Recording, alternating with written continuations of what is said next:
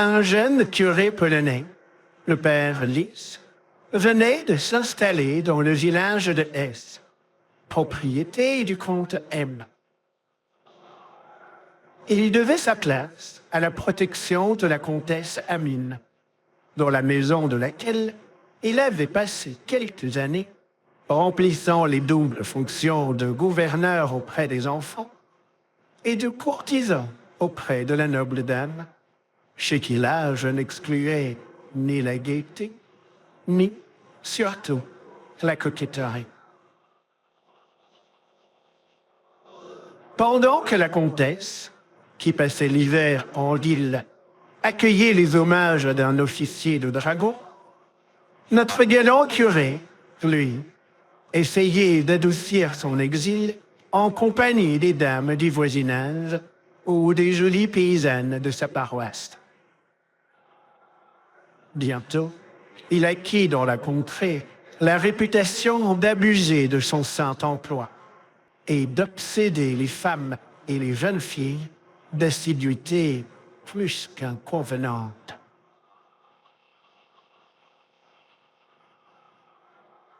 Un jour, une paysanne fort riche, connue pour sa beauté, et nommée Anastasie Kersuk, vint le trouver. Elle avait 23 ans à peine et ne comptait que 4 ans de mariage. À son arrivée, le curé était seul dans son cabinet d'études, partagé entre une équipe d'excellents tabacs turcs et un roman français des plus captivants. Lorsque Anastasie entra, il se leva précipitamment, tout troublé à la vue de sa ravissante visiteuse, dont le pittoresque costume des petits Russiens rehaussait encore les charmes et l'incomparable beauté. Le foulard bleu, qui encadrait son visage aux traits classiques, sa bouche charmante, ses yeux noirs et languissants, et les bandeaux de cheveux châtain clair qui ondoyaient le long de ses tempes, lui donnaient un faux air de madone, tandis que sa stature, haute et majestueuse, ses bottes de maroquin jaune, sa jupe bariolée et descendant jusqu'à la cheville, son corsage de drap rouge, sa chemise ornée de broderies blanches, qui servait moins à voiler sa gorge qu'à en montrer les gracieux contours, et sa soutane flottante de drap bleu pâle, autour de laquelle courait une bordure de peau de mouton plus éclatante que la neige, mais prêtait un cachet d'une étrange et sauvage originalité. 3 rangs de gros coraux, entremêlés de sequins brillants, entouraient son cou et complétaient sa parure. Anastasie se tenait à la porte, confuse, arrêtant avec modestie ses grands yeux doux sur le parquet. Le curé, rentré en possession de son sang-froid, s'avança à sa rencontre et s'informa de sa santé avec une extrême bienveillance. Anastasie, conformément aux coutumes des paysans galiciens, s'essuya, bien qu'elle ne pleura pas, les yeux avec son mouchoir et confia au bon pasteur le sujet de sa peine.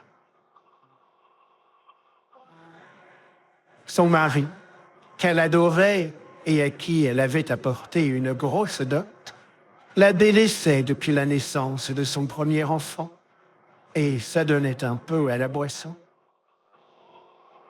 Il perdait le peu que rapportaient ses terres, qu'il ne se donnait plus la peine de cultiver. Si sa femme s'avisait de lui adresser quelques reproches, il la menaçait de son bâton. Il l'aurait déjà souvent frappé jusqu'au sang, s'il n'eût été intimidé par sa fermeté et son courage. Notre galant curé conseilla à la jolie femme de ne pas prendre la conduite de son mari trop à cœur. Je lui parlerai, dit-il. Je ferai appel à sa bonté, à sa conscience. Mais je vous en avertis, mes discours n'obtiendront pas grand résultat. Ce que vous avez de mieux à faire, c'est de rire de ces bévues, et non de ternir vos beaux yeux par vos larmes. Car vous avez de très beaux yeux, Anastasie, des yeux superbes. La jeune femme, rougissante, baissa ses paupières. Il y a dans le monde d'autres hommes, et des hommes meilleurs, continua l'aimable prêtre. Des hommes capables d'apprécier une ravissante femme comme vous, et de la réjouir au moyen de 1000 petites douceurs, au lieu de ne lui causer que des ennuis. À votre place, Anastasie, je prendrais pour amant quelques beaux garçons du village. Ou, si vous êtes ambitieuse, un homme de qualité. Il y a de grands seigneurs qui seraient fiers de vous posséder, Anastasie. Mais la religion ne nous le défend-elle pas? Objecta timidement la paysanne. Je sais mieux de vous ce qui en est, repartit le curé. Je voudrais vous prier, balbutia Anastasie, fort embarrassée, lissant de sa main la fourrure de sa soutane. Et je vous serais bien reconnaissante si votre honneur, monsieur notre bienfaiteur, voulait faire à mon mari quelque sérieuse remontrance. Je n'y manquerai pas, répondit le prêtre. La pauvre affligée le baisa sur l'épaule, selon l'usage, tandis qu'il attachait avec passion ses lèvres sur son front candide. Elle tressaillit. Ses joues se couvrirent d'une subite rougeur, et elle quitta la maison plus vite qu'un chevreuil effarouché. Quelques jours se passèrent. Un matin, le curé entra inopinément dans la chambre d'Anastasie, qu'il trouva assise près du berceau de son enfant, le fuseau à la main.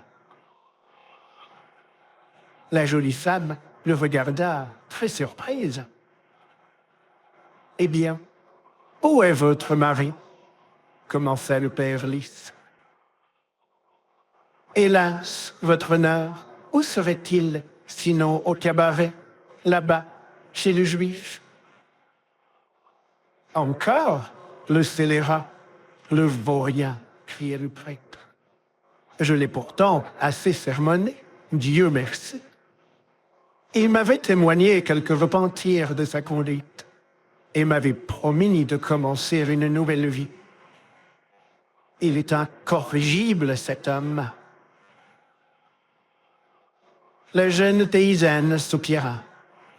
« Et vous, vous êtes-vous un peu consolé? » continua-t-il, s'asseyant à côté d'elle et la prenant sans façon par la taille. « Comment pourrais-je? » balbutia-t-elle. « Comment? Mais avec un autre homme qui vous plaise, » murmura le père Lys. « Si Dieu m'accordait la grâce de vous tenir lieu de mari, je passerais ma vie à vos pieds, comme un agneau. » « Allez, je suis très malheureuse, et il ne me reste qu'à patienter, » répondit la jolie femme.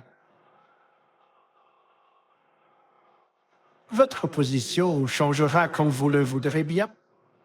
Vous n'avez qu'à me dire si cela vous convient que je vous visite, que je vous console, » reprit le curé d'une voix basse et ardente. « Je vous trouve belle, Anastasie. Oh, si belle. Près de vous, je suis tenté d'oublier que je suis prêtre. » Vous ne devez pas l'oublier, dit-elle en le repoussant. Anastasie, pourquoi êtes-vous si fière? Je ne suis pas fière, mais ce que vous exigez de moi est un grand crime. Eh bien, ne suis-je pas là pour vous absoudre? Murmura le curé. Et, d'un mouvement brusque, il attira dans ses bras la jolie femme et couvrit de baisers brûlants ses épaules à peine couvertes. Anastasie, pâle de colère et d'indignation, se redressa, pareille à une souveraine offensée, empoigna son séducteur et l'envoya rouler au loin. Il se débattit un instant sur le carreau, puis rampa jusqu'à elle et enlaça avec frénésie ses hanches voluptueuses. « Sors d'ici !» commanda-t-elle. Voyant qu'il n'obéissait pas, elle appela ses domestiques à son aide. L'amoureux curé resta un instant devant elle, la face contre terre. Puis, il se releva brusquement et prit la fuite. La résistance d'Anastasie aiguisa sa convoitise. Il n'avait, certes, jamais essuyé un tel refus de la part des coquettes blasées de l'aristocratie polonaise. Aussi s'éloigna-t-il, la tête en feu, bien décidé, dût-il lui en coûter cher, à vaincre la résistance de la chaste paysanne. Pendant ce temps, le mari, débauché, hantait la taverne en compagnie d'un fameux vagabond et buvait jour et nuit en jouant aux cartes. Souvent, sa femme venait le chercher. Ses camarades, alors, le raillaient et le criblaient de quolibets injurieux.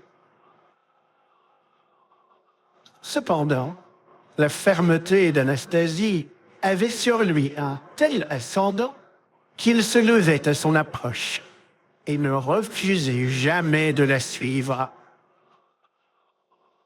Ce soir-là, tout se passait comme à l'ordinaire. La taverne regorgeait de monde. L'atmosphère était tellement épaissie par l'haleine empestée des buveurs que les quinquets suspendus au plafond par un fil de fer pour éclairer la salle semblaient placés derrière un transparent opaque. Les verres s'entrechoquaient bruyamment. Des voix avinées entonnaient des chansons d'amour. Des jurons énergiques dominaient le bourdonnement incessant de la foule. Quand Anastasie entra dans le cabaret, l'ivresse était à son apogée. La jeune femme s'était munie contre le froid. On était à la fin de décembre, d'une sounda moelleuse en poil de chameau. À la main, elle tenait un caoutchouc. Elle traversa la chambre d'un pas délibéré, se fraya un passage parmi les groupes attablés et, marchant droit à son mari, elle posa le bras sur son épaule. « Il est temps de rentrer. Viens, dit-elle. « Ah ah !» cria un des ivrognes. « La voilà, la sévère patronne. Il s'agit de filer droit maintenant. Allons, dépêche-toi. Ne vois-tu pas le caoutchouc prêt à te caresser les reins? » Encore une petite partie, ma bonne Anastasie, supplia Courson. Rien de cela, cria-t-elle en éparpillant les cartes et en relevant son mari d'un coup de poing. Les ivrognes riaient aux larmes, mais il ne s'en trouva pas un qui osa résister à la belle et robuste femme ou lui adresser quelques paroles grossières. Anastasie plaça le bras de son époux sous le sien et l'entraîna, tout chancelant, vers la porte. Ses camarades le suivirent, braillant à tue-tête. « Je ne rentrerai pas, je ne rentrerai pas, car le gourdin m'attend à la maison. » Arrivés devant la maison couverte de chaume et entourée d'une clôture basse où demeurait Anastasie, les amis fortement allumés de Corsic s'éloignèrent paresseusement, après lui avoir fait des adieux assaisonnés de grossières plaisanteries. Ils n'eurent plutôt tourné l'angle de la route que des aboiements sonores et la voix d'Anastasie les rappelèrent devant la cabane. « Un ours! Un ours !» criait Corsic, vivement ému. En effet, un grand ours brun venait de se dresser derrière la clôture, poussant des grondements rauques.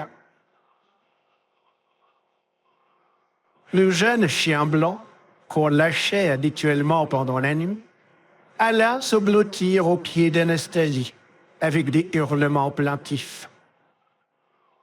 Les paysans, plus épouvantés que des moutons à l'approche d'un loup, se pressèrent les uns contre les autres. L'ours ayant fait mine de franchir la haie, nos héros se précipitèrent tous, pêle-mêle, dans la chaumière, montèrent au grenier et renversèrent l'échelle qui y conduisait. Le chien, effrayé, se réfugia en rampant sous l'âtre.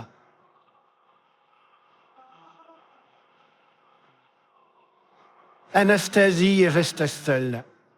La courageuse femme ne perdit pas la tête un seul instant. Elle entra, ferma vivement la porte, courut dans sa chambre, saisit une perche et se plaça devant le berceau de son enfant, bien décidée à lui faire un rempart de son corps si le danger devenait pressant. À sa grande surprise, la porte s'entrebâilla doucement et se referma de même. Des pas lourds retentirent dans le vestibule et l'ours se présenta dans la salle. Anastasie se signa et brandit sa perche d'un air menaçant. « Comment, Anastasie, vous ne me reconnaissez pas ?» modula l'ours d'un ton aimable. La jeune femme, terrifiée, regarda l'animal sans pouvoir articuler une parole. « C'est moi, l'ours, c'est moi !» murmura une voix bien connue. C'était l'amoureux curé qui avait imaginé ce déguisement bizarre pour s'introduire auprès de l'objet de ses désirs. « Quoi? C'est vous? » dit enfin Anastasie. « Pourquoi me causez-vous une pareille frayeur? » Pour vous régaler plus tard de bien douces jours. Qu'est-ce que cela signifie? Remarqua au grenier un des fuyards. N'entends-tu pas? L'ours est dans la chambre et parle à Anastasie. Tout à coup, les lèvres roses de la jolie paysanne s'épanouirent en un sourire. Une idée comique lui vint. L'ours, qui s'était rapproché d'elle, lui débitait 1000 flatteries. Un amour aussi brûlant que le mien ne mérite-t-il pas de récompense? Soupira-t-il enfin, tout palpitant. Sans doute, Patientez un instant encore, et je vous la donnerai, votre récompense. Elle quitta la pièce, on verrouilla la porte et appela les paysans. Oh là, poltron, il n'y a aucun danger. Arrivez donc, tas de vauriens. Et elle adossa l'échelle à l'entrée de la trappe. Lorsque son mari et sa suite héroïque furent descendus, elle leur raconta brièvement les propositions et les tentatives du curé et leur assura que le diable, pour le punir de sa coupable passion, venait de le métamorphoser en ours. « Dieu nous assiste », murmura le mari en se signant. « Ce n'est pas tout. Maintenant, c'est à nous de le punir, afin de le délivrer, » ajouta Anastasie. « Mais est-il mort ?» objecta Corsic. La jeune femme secoua la tête et partit d'un éclat de rire. « Imbécile, dit-elle, il n'est pas plus ours que toi ou moi. C'est le prêtre en personne qui venait dans l'intention de me séduire. » « Alors, malheur à lui, l'hypocrite, cria le mari. « Faites ce que je vous dis, ordonna Anastasie. Toi, cours à l'église, sonne le tocsin et rassemble devant notre porte toute la population. C'est elle qui le jugera.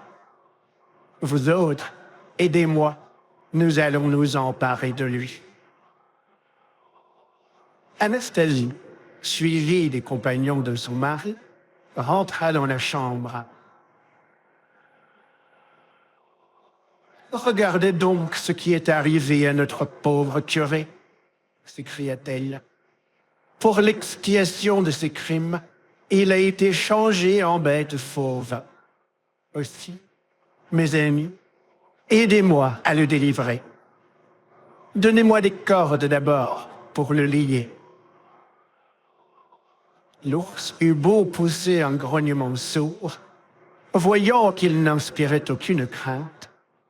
Il eut beau menacer, implorer, les paysans ne tinrent aucun compte de ses supplications. Ils le saisirent par les pieds et par les mains, tandis qu'Anastasie lui nouait au cou une grosse corde qui, au moindre mouvement, menaçait de l'étrangler. Le tocsin remplissait l'air de sa voix sinistre. Le village entier se rassemblait devant la demeure des Corsouks, formant un grand cercle. Au milieu de la foule, Anastasie était debout, tenant le prêtre en laisse. « Voyez donc, regardez notre malheureux curé, » commença-t-elle. Il m'a obsédé de propositions criminelles. Pour le punir, le ciel l'a changé en ours. La foule partit d'un immense éclat de rire, comprenant ce dont il s'agissait. À présent, j'exige que la Groada prononce son jugement contre lui et lui inflige un châtiment exemplaire, continua la paysanne. Ce n'est qu'à ce prix que son âme sera délivrée des peines éternelles. Anastasie, tu es une brave femme, repartit le doyen, un vieillard aux cheveux blancs. Ordonne toi-même la punition qui est due à ce misérable. Eh bien, je me promènerai à cheval sur son dos par tout le village, dit-elle après un instant de réflexion. Et les femmes qui l'a séduite le fouetteront pour le faire courir. Puis, nous le plongerons dans la vasque à l'eau bénite et nous l'y laisserons jusqu'au matin. J'espère qu'alors Dieu aura pitié de lui et lui rendra sa figure humaine. Bravo, bravo, crièrent sans voix simultanément. C'est une bonne idée. Mettons-la tout de suite à exécution. En moins de temps qu'il n'en faut pour l'écrire, le curé est jeté par terre. La jolie et robuste femme se hisse sur son dos et tient la corde en manière de guide. Une bande de paysannes le roue de cou et la foule entière l'escorte, poussant des clameurs sauvages et éclairant avec des torches enflammées ce cortège grotesque. Chaque fois que le malheureux s'arrêtait à bout de force, gémissant et succombant sous sa charge, la séduisante écuyère l'excitait par ses coups de pied et ses rires moqueurs, et toute la bande se ruait sur lui, armée de gourdins et de caoutchouc, jusqu'à ce qu'il eût repris sa marche traînante et embarrassée. C'est ainsi qu'ils arrivèrent devant l'église. Là, 4 hommes s'emparèrent de l'ours, plus morts que vifs après l'exercice qu'ils venaient de faire, le soulevèrent et l'emportèrent dans la nef, suivis des assistants en délire. On n'écouta ni ses cris, ni ses prières. On le jeta dans la vasque, dont on scella solidement le couvercle. Le lendemain seulement, il fut délivré par le sacristain. Il garda le lit pendant plusieurs jours, en proie à une fièvre ardente. Le hasard voulut que, lors de sa première sortie, il se rencontra nez à nez avec la justicière, la belle paysanne. De loin déjà, celle-ci se mit à rire. « Dieu me récompensera, j'espère, » dit-elle ironiquement et les lèvres pincées, « des services que j'ai rendus à votre grâce, à notre bienfaiteur. Et je vous ai délivré de votre métamorphose. Par la même occasion, j'ai sauvé votre âme. Maintenant, il n'arrivera plus qu'un prêtre soit changé en bête. » Le curé, honteux, baissa les yeux sans répondre. Le récit de son aventure fit le tour de la contrée. Peu de temps après, il fut transféré dans un autre diocèse.